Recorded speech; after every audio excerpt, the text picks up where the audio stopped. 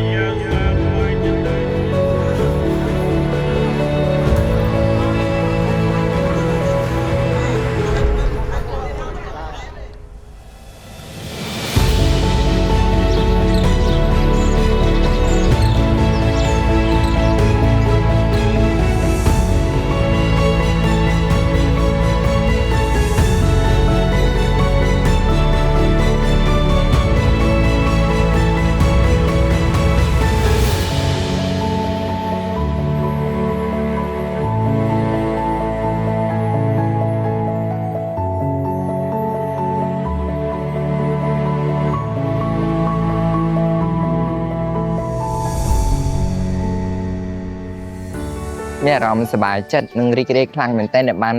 មកជួបបងក៏ដូចជាបងប្អូនដែលជា LGBTQ ហើយពួកគាត់គឺចង់និយាយថាចូលរួមសកម្មភាពជាមួយគ្នាមិនមានការរើសអើងគ្នាទៅវិញទៅមកគឺសប្បាយជាមួយគ្នាហ្មងវាមានអត្ថន័យទលំទលាយហើយនឹងសប្បាយចិត្តដែលយើងខាងសហគមន៍យើងស្រុះគ្នានឹងមកធ្វើបុណ្យនៅខែកពតទាំងអ្នកភូមិទាំងមេប៉ុស្តិ៍ទាំងឃុំអីសង្កាត់អីគេមកដូចថាគេពេញចិត្តស្នងស្នាមញញឹមរបស់ពួកសហគមន៍យើងគាត់បង្កើតសហគមន៍នេះមកខ្ញុំឃើញថាល្អនេះជាសិទ្ធិរបស់បុគ្គលម្នាក់ៗហើយក៏ជាអារម្មណ៍របស់គាត់ពីធម្មជាតិរបស់គាត់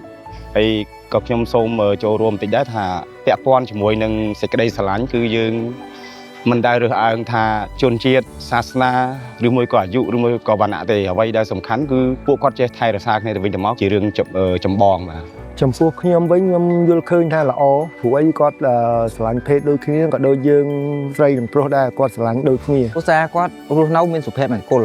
ចាប់ដៃគ្នារស់ស៊ីមានបានពួកយើងអ្នកស្រឡាញ់ភេទដូចគ្នាក៏ចេះសាមគ្គីគ្នាធ្វើបុណ្យដូចតែគេអ្នកផ្ទុយភេទដូចជាមនុស្សទូទៅចឹងសម្រាប់ខ្ញុំចង់ផ្ញើសារហើយក៏អរគុណដល់បងប្អូនប្រជាជនខ្មែរទាំងអស់ដែលគាត់បានបើកបេះដូងទទួលយកពួកយើងដោយក្តីស្រឡាញ់ពេញចិត្ត